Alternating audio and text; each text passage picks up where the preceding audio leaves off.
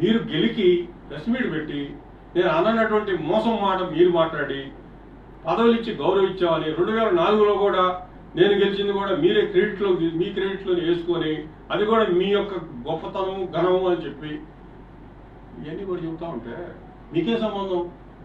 రాజశేఖర రెడ్డి గారు కాంగ్రెస్ పార్టీలో ఉన్నాడు.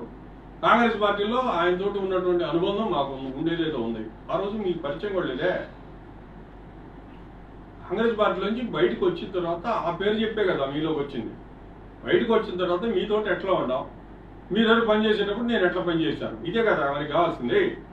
నేను కూడా చెబుతున్నా కదా 2019 ఎలక్షన్ అయిపోయేటంత వరకు కమిటెడ్గానే ఉన్నాం. ఆయన కూడా నా పట్ల అట్నే ఉన్నాడు. చెప్పింది నెరవేర్చాడుగా అనుకున్నాను నేను. అందుకే అట్లా నమ్మాం. జగన్మోహన్ రెడ్డి గారికి ఒక పేరుంది ఎన్నికల ముందు, మాట తప్పడు మడమ తెప్పుడు అని.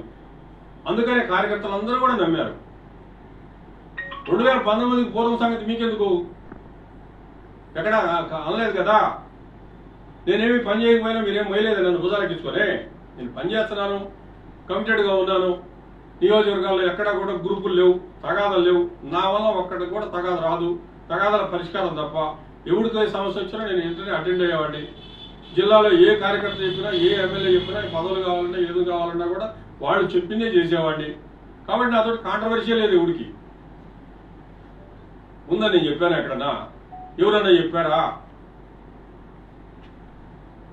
తెలుసుకొని మాట్లాడాలి కదా. తెలీదు, గతంలో మీరు లేరు.